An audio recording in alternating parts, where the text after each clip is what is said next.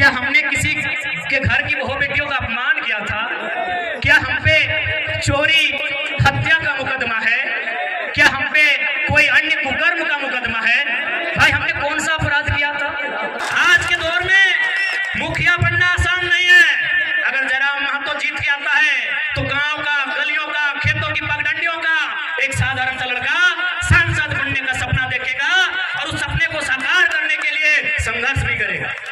अभी आपको तय करना है। और सबसे खास बात हम कहना चाहेंगे, क्योंकि हमने पहले ही कहा है कि नेता बदलने से देश नहीं बदलेगा, पार्टी बदलने से देश नहीं बदलेगा, विचार बदलने से देश बदलेगा।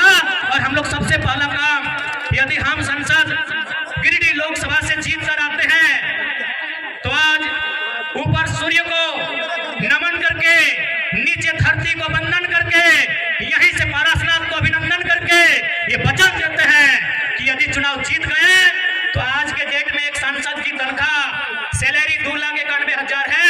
हम लोग 75% गांव के चौपाल में जाएंगे, वहां चर्चा करेंगे कि खर्चा कहां करना। हम लोग संसद की सैलरी 75% जनता के बीच दान करेंगे। और एक बात आपको आश्वस्त करेंगे, क्योंकि आज किसी भी नेता के बारे में बता कीजिए, आज वो कहते हैं वो गरीबों के नेता है, वो मजदूरों के नेता है। अरे जितना दाम आपके बहियात खेत का नहीं है, उनके बाथरूम का है। आपका नेता कैसे हुआ वो?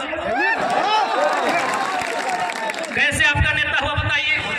इसलिए हम इस बात की भी घोषणा करेंगे, यदि कभी भविष्य में मेरे नाम से, चूंकि मेरे नाम से अभी कुछ नहीं है, मेरे नाम से शायद आपके झारखंड का हम पहला लोकसभा प्रत्याशी होंगे। शायद हमारे पार्टी के 2-4 को लोग हो सकते हैं, हमारा गरीब पार्टी है। शायद हम पहला प्रत्याशी हैं जिसका खुद के नाम से एक साइकिल भी नहीं है। पता कर लीजिएगा हमारा नॉमिनेशन फॉर्म में। हमारा खेती बाड़ी चित्तरपुर पंचायत डोला मानडार के अंतर्गत आता है। हम लोग का जो बाप दादा का संपत्ति है, आज पूरे होश हवस में कहते हैं, अगर भविष्य में हम चुनाव जीतते हैं और मेरा अगर 1 इंच जमीन भी मेरे जिला से बाहर रहेगा, मां कसम वोट मत दीजिएगा अगला बार। सोच से भारत बनेगा, नए सोच से नया भारत बनेगा, नए व्यवस्था परिवर्तन से नया भारत बनेगा। इनकी घटिया सोच से भारत कभी नहीं बनेगा। हम पूरे होश हवस में कहते हैं, क्योंकि मैं बार बार कहता हूं पारसनाथ को साक्षी मानते हैं। हालांकि कुछ लोग पारसनाथ के नाम सुनते हैं और हालत खराब होने लगता है। होने दीजिए। है भाई, मेरा गार्जियन है तो है तभी तो गरज के अकड़ के चलते हैं। कोई हमारा बाल उखाड़ने का कोशिश कीजिए ना, अगर पारसनाथ पहाड़ उसका खाल नहीं उखाड़ लिया तो बेकार रहिएगा।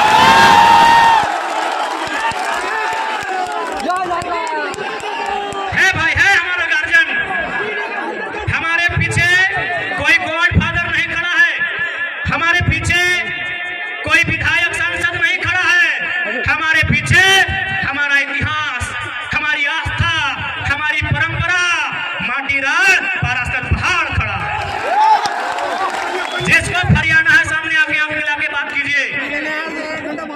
पानी ना पिले। इसलिए आज आपको हम संदेश देंगे कि 1 इंच भी जमीन अगर मेरे क्षेत्र से बाहर आप सुनेंगे, हम आपसे वादा करते हैं, हम अगर आप प्रमाण दे देंगे, हम दोबारा आपके पास कभी वोट मांगने नहीं जाएंगे। आज 25 जून का दिन होगा। 25 जून एकदम भरखर गर्मी का महीना, माफ कीजिएगा 25 मई का दिन होगा। एकदम शनिवार का दिन होगा और सूरज का प्रकोप होगा। आप गर्म से झुलसते हुए, आपके बदन में आग का गोला बरसेगा, आपके सर से, आपके बदन से पसीना टपकेगा। आप 2 घंटा कतार में खड़ा होंगे, आप 2 घंटा कतार में खड़ा होकर वोट करेंगे।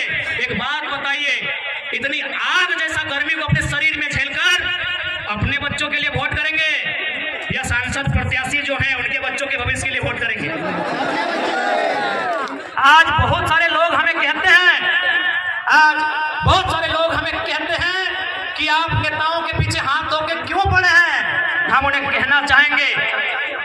कि यदि वो नेता व्यापारी होते, यदि वो नेता बिल्डर होते, यदि वो नेता किसी कंपनी के मालिक होते, हम विश्वास दिलाते हैं उनके खिलाफ एक बात नहीं कहते, लेकिन वो हमारे वोट से नेता बने, वो हमारे वोट से MP MLA बने, और यदि काम वो अपने बच्चों के लिए करेंगे तो भैया हमें तकलीफ होगी, क्योंकि हमने वोट अपने बच्चों के लिए दिया था।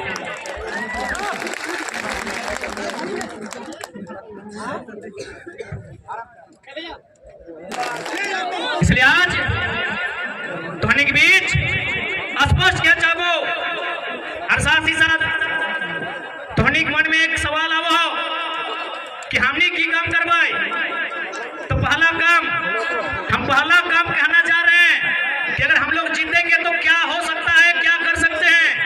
आप 25 मई को जिस दिन वोट देने के लिए जाएंगे, 25 मई को जिस दिन अपने घर से आप वोट देने के लिए जाएंगे, एक काम कीजिएगा, आप अपने घर से अपने मतदान केंद्र की दूरी को नाप लीजिएगा।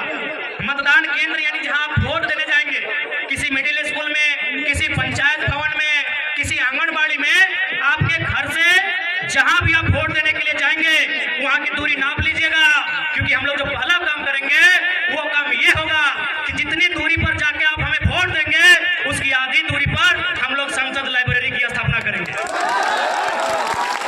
उसकी आधी दूरी पे एकदम ऑन दी रिकॉर्ड कहते हैं, लाइव चल रहा है, मीडिया रिकॉर्ड कर रही है। गिरिडीह लोकसभा में 22 सबूत आते हैं, सौगंध इस गिरिडीह लोकसभा की मिट्टी की, सौगंध झारखंड की जनता का। हम लोग जो पहला काम करेंगे कि हम लोग संसद लाइब्रेरी की स्थापना करेंगे, और वो लाइब्रेरी चास चंदन क्यारी में नहीं होगा, वो लाइब्रेरी जहां आपका गांव है, जितनी दूरी पर आपका वोट वाला बूथ होगा उसकी आधी दूरी में वो लाइब्रेरी की स्थापना की जाएगी। ये हम लोग पहला काम करेंगे, क्योंकि मेरा मानना है कि शिक्षा असल। आपको जानकारी देना चाहेंगे कि हमारे झारखंड में 27% कोयला का खनन किया जाता है। शायद आप लोग जानते भी होंगे 27% कोयला अकेले झारखंड देता है, लेकिन आपको मालूम है हेडक्वार्टर कहाँ है? आपको मालूम है हेडक्वार्टर कहाँ है? कलकत्ता। कितना शर्म की बात, कितने दुर्भाग्य की बात कि कोयला हमारी जमीन पर और हेडक्वार्टर कलकत्ता। इसीलिए अगर गिरिडीह लोकसभा से जीतते हैं तो सदन में हमारा यह सवाल होगा कि आज के बाद से हेडक्वार्टर कलकत्ता नहीं, धनबाद या बोकारो होना चाहिए। अब यह सवाल बनता है कि धनबाद या बोकारो अगर कोल इंडिया का हेडक्वार्टर बनेगा तो फायदा क्या होगा? फायदा ये होगा कि आज जो समस्याओं को लेकर हम कोर्ट के चक्कर काट रहे हैं, आज जिन समस्याओं को लेकर हम दर बदर की ठोकर खा रहे हैं, उन समस्या का समाधान सामने होगा। आज जितने भी कोयला के कंपनियां हैं जो कोल के एरिया हैं, आप जाके पता कीजिए कि उनके मैनेजर कौन है। 99% मैनेजर कलकत्ता के लोग हैं। 99% मैनेजर कलकत्ता के लोग हैं। यदि हेडक्वार्टर धनबाद या बोकारो आएगा तो मैनेजर झारखंड के लोग बनेंगे।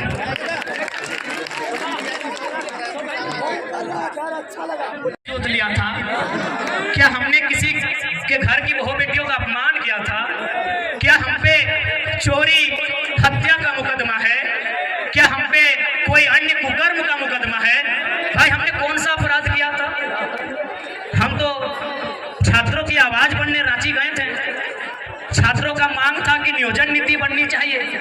क्या झारखंड के लिए कानून बनाने की मांग करना अपराध है? क्या गुनाह है? क्या हम लोग अपराधी हैं? क्या गुनाह है हमारा भाई कि झारखंड पे बात करना, खतियान पे बात करना, पलायन पे बात करना, क्या हमारा यही गुनाह है? तो देखिए झारखंड वासियों, हमें डिटेन का भी तकलीफ नहीं है, हमें मौत का भी तकलीफ नहीं है, बस हमें इस बात की तकलीफ है कि झारखंडियों का गुनाह क्या है कि आज आपको एक छात्र को इतनी भारी पुलिस बल के साथ डिटेन करने आना पड़ा। आज बड़ा दुख की बात है।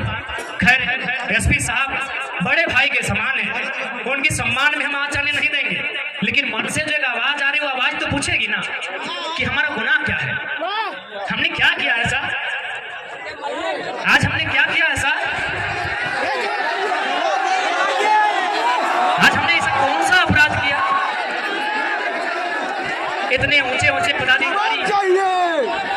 बड़ी बड़ी तगमे उनके कंधों पर, इतने बड़े बड़े सितारे उनके कंधों पर।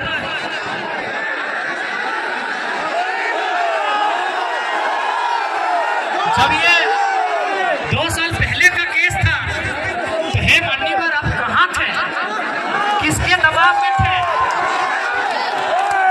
जब ये केस 2 सालों का था, जब ये केस 2 साल पुराना था, मान्यवर आप कहाँ थे? हे मान्यवर, हे महामहिम, हे कलयुग के अवतार, आप अवतार हैं भाई, आपके पास लाठी, आपकी कमर में पिस्तौल, आप अवतार हैं, आप कलयुग के अवतार हैं, अवतारी पुरुष, आप सब कहाँ थे?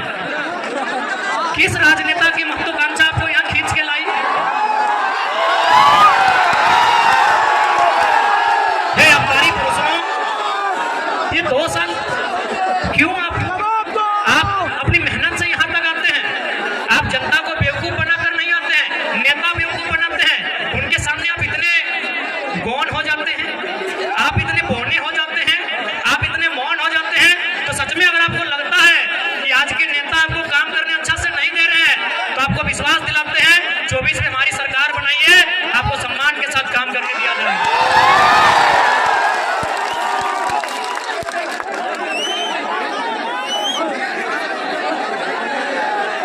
ठीक है, आप सभी से प्रार्थना है शांति व्यवस्था बनाए रखेंगे, लेकिन नॉमिनेशन रद्द करने का धमकी बेकार दे रहे हैं। हम लोग संसद में जाना चाहते हैं, अपराधी मत बनाइए। चुनाव लड़ना उद्देश्य नहीं है, मकसद नहीं है, रद्द कर दीजिए। जाएंगे परस्ता झुमरा में हम लोग रहेंगे। गलत धमकी देते हैं, नॉमिनेशन रद्द कर देंगे। नॉमिनेशन रद्द क्या कर रहे, गर्दनें काट के ले जाइए। बहुत काबिल अफसर है आप। अरे हम लोग संविधान की बात करने सदन में आ रहे हैं।